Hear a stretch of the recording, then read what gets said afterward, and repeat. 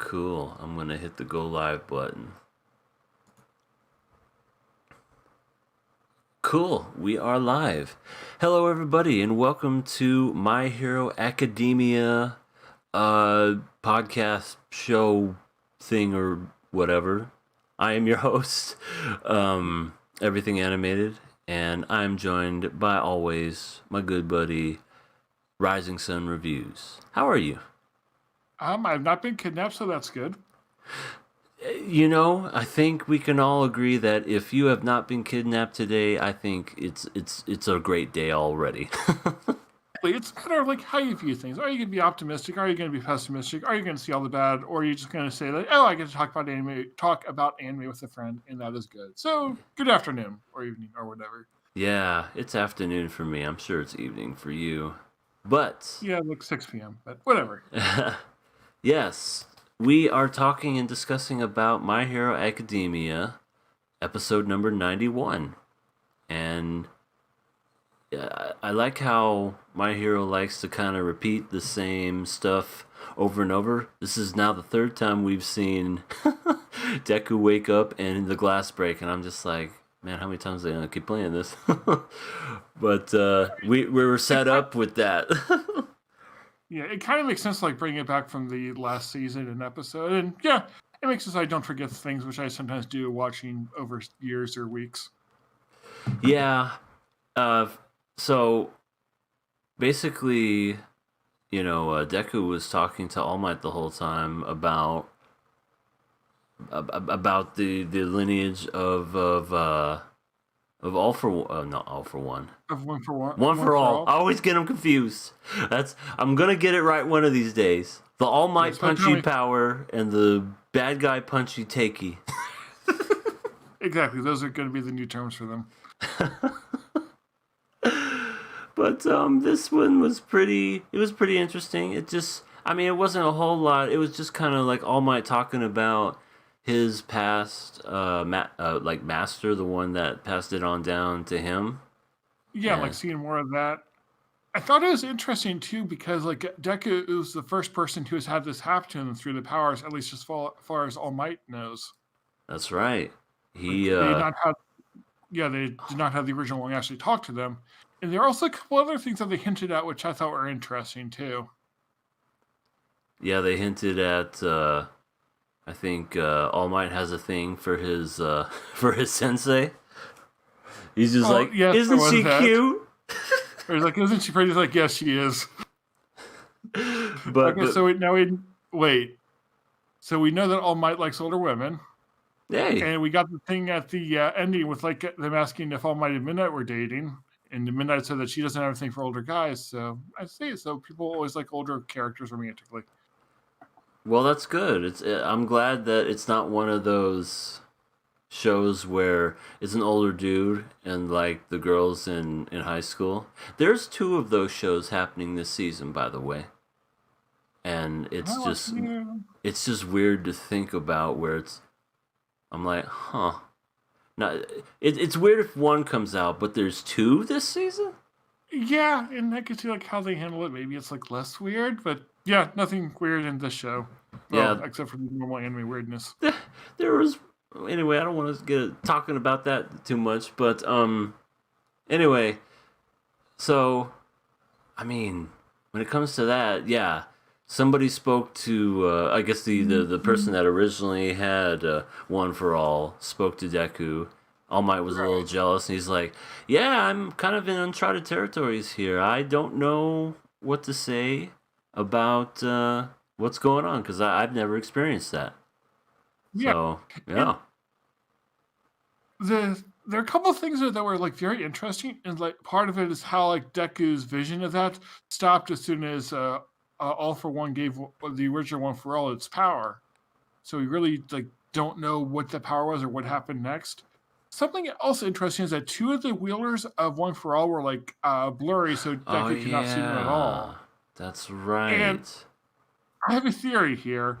He also mentioned that All Might was kind of blurry, and it was so the original explanation was that All Might's new, so it's like it hasn't been as embedded into One for All. Mm-hmm. But what if that's not the actual reason? I think I know what the reasoning is, and this is just my hypothesis: is that those people that are blurred out are still alive.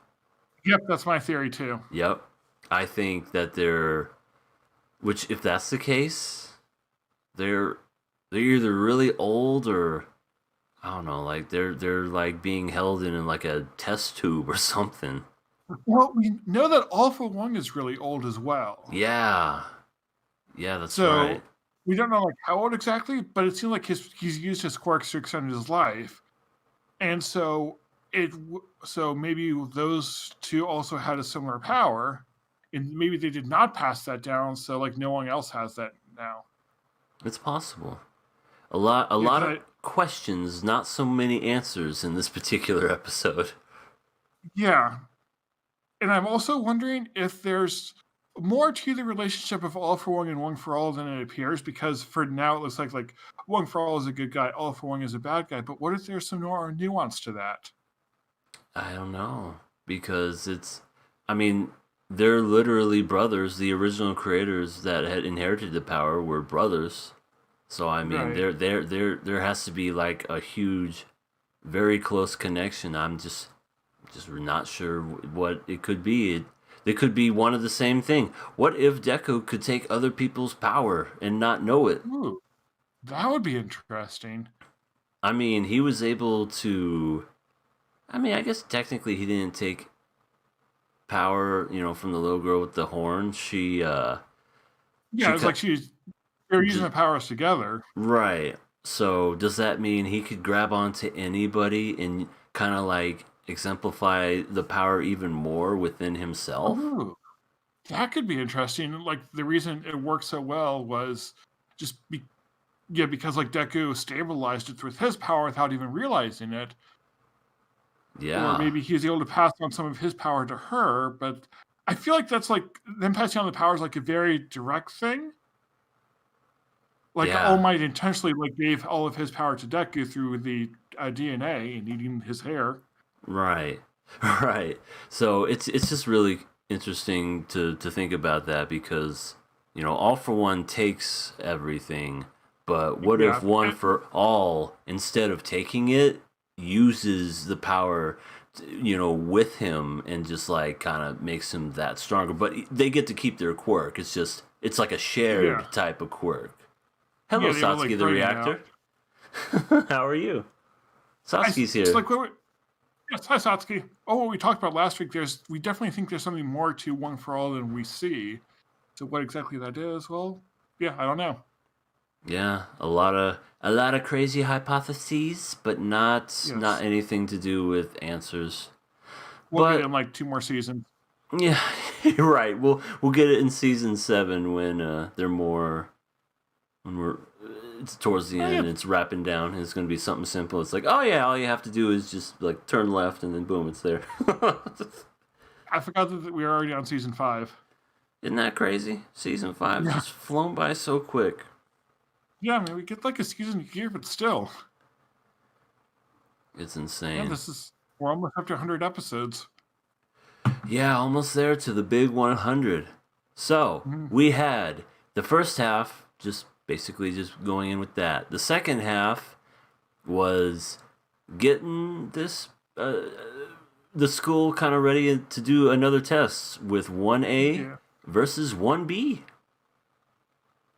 I Which I'm very curious to see what's going to happen because I see a lot of dynamics that I've never seen before, kind of like sharing, 4B4 style. I mean, I don't know anything yeah, about 1B other than maybe a few characters here and there, but 1A it's going to be interesting to see how they get along. yeah. And I think one of the things interesting is like how the characters use their quirks together. Because I think that's one of the interesting things when you get multiple characters in one fight on the same side is like how they augment each other's abilities, how they try to make up for each other's weaknesses. So Mhm. that could be interesting.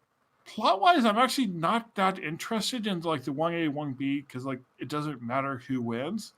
But I think what could make it interesting is how they like build the characters through it.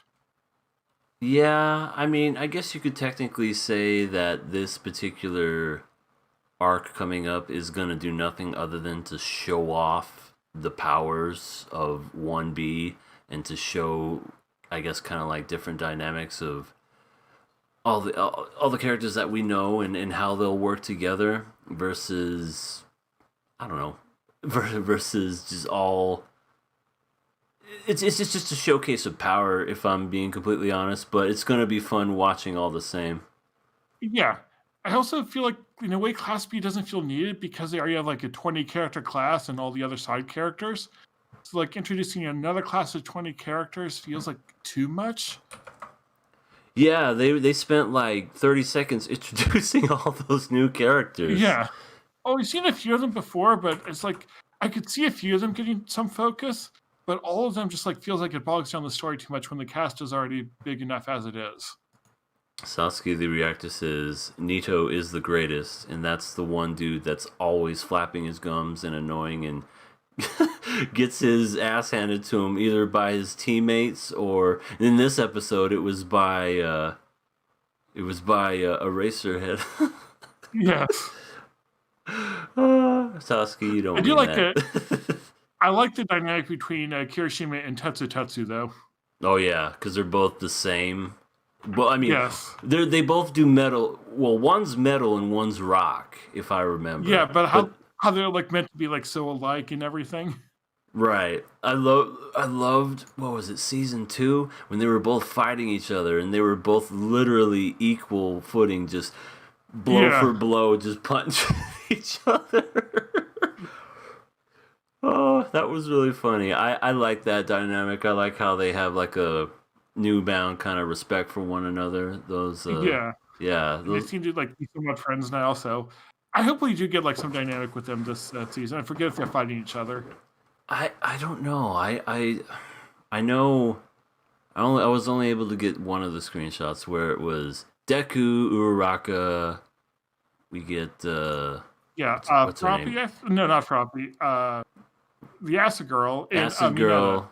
Yeah, and he's worked with Mineta and Uraraka before, but Acid Girl is going to be interesting to see. And then they're taking on Mr. Nito on the other side. I love his determination. Yeah, I give him that. He has great determination. And then the other three, I don't know. So, plus they also have the brainwash dude on their team. Dude, the brainwash guy has a really awesome mask. I mean, his quirk already is neat if he uses it perfectly, but that mask just makes him look like, I don't know, like Bane in a way where he's just like, I'm going to make you bend to my will. I do love all of like the hero costumes they have too. And I like the brainwash guy has like using his mask to imitate other characters' voices, because in order to like mind control them, they have to like respond to something he says. So he's able to use that to like throw them off and make them think, or make them think that he's not the one talking. Right. And just, I think that's what that mask does, is that it just kind of throws that, like, he twists it and it goes different directions. I'm thinking it's just maybe the frequency or the pitch to make it sound. Not sure like how he gets like such an exact copy unless he's like able to pre-tune it for the character he wants to imitate. Right, exactly. He just wants to see Class A fail. True hater. Yeah, he is a true hater there, Sasuke. He is the definition. Like, the people on Twitter and on YouTube are the embodiment of Nito. Yes, they need to learn from him how to be a true hater and not just a fake hater. Well, they're perfect at it. They just gotta follow him. Exactly. No, I should just make a Twitter with him and then like post everything he says. Oh my gosh! If someone made a Twitter of him, it would be nothing but just like, dude, you're trash. I totally hate you. No, you're not good. No. There's like reply to people with his quotes. Oh my god, so funny. They probably get banned, but that's okay. Yeah, so I don't know how long this arc is gonna be, where it's Class A versus 1B.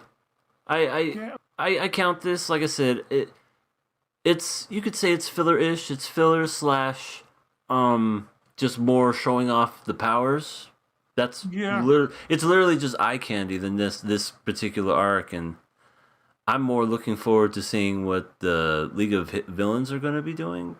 Yeah, because you have like the League of Villains things, the thing with Hawk, the thing about One for All. That's the interesting parts. It feels like the Class A versus Class B is more something they need to take up time for the pacing. Right, and I don't know, maybe 1B is going to become important further on down the road when it comes to them taking on the League of Villains. I think Yeah, it maybe could be. once we get to know who these people are and their strengths and their weaknesses, we can I don't know, squash that, and then whenever the League of Villains come around, they'll learn to work together. That's my prediction anyway. Yeah, I could see that at least with some of the characters, like building cross-class friendships. Yeah, that'd be cool. Did you know Sue could do camouflage? No, that was a surprise. I had no idea either. I was very confused. I'm like, oh, she can camouflage now? Well, again, I guess she's all frog, but she's Yeah, kind of I guess taking my frogs liberties can with. camouflage. She's taking liberties. Like, I can have this camouflage trope for here. I can have this kind of trope. You have everything, and I don't. No, it's But just then the cool. camouflage ended up not helping because they could detect her with smell and then attack her. Yeah, that freaking beast. That beast Yeah. dude. Yeah, the beast dude and the other one that could, like, shoot boxes out of his. Like, he just blows boxes out of his whatever. It just, out and out they come. I forget. That one. But Yeah, interesting. I saw some real interesting looking people where I was literally just like, I'm curious to see what they do because there was one that was I don't know, a couple of them that just have like box faces, and one looked like it was like a manga artist rendering like an actual book, and then that was their face. oh, Did you see that one? I didn't notice it. Well, maybe I I'm don't just. see it on the screen. They said Sue could do that in season 3. Well, Well, that was like 2 years ago or 3 years ago. I was gonna say is come on, Sasuke. You expect us to remember that? You're expecting me to remember anything? Right. But yeah, I think that's pretty much everything that really happened in this episode. It was more questions about all for one for all and Yep. setting up the class 1A and 1B taking on one another. Yeah, I'm excited to see it. I'd rather die than have a My Hero Academia quirk. Some of these folks are ugly. You ain't kidding there, Sasuke. Like some of these I think Mineta has one of the weirdest quirks where literally he has balls of stuff coming out of his head and it sticks to stuff. Hey, some of these quirks would be fun to have. I Wouldn't you want to mean, like be able to set everything on fire? I mean, if I could control it, it would be cool, especially if you're like warm or not warm, but Yeah. if you're like freezing cold, you just get yourself warm. I would like Todoroki's power where I could do icy hot. Exactly, like cool off when you're hot, set things on fire when you're cold. Yeah, that would be neat. That would probably be the one quirk, but some, I agree. Some of these other quirks are just like, Or like have her rock his gravity power and just be able to like fly around. That would be nice. Make it so you yeah, can get around traffic to get to work. release, and then you just make it into to work on time. Yeah. Okay, running late traffic. All right, I'm taking myself to work. Oh, And good, then my good boss stuff. gets very confused. Yeah, you don't drive here anymore, do you? And yet you still make it to work on time. I sure do. I am so confused. It's always fun to confuse your boss. Yeah, that's the best. And then they Yeah, at least that's how I view jobs. and then they just kind of give you that look the whole time. You're like, I don't know what to make of this person.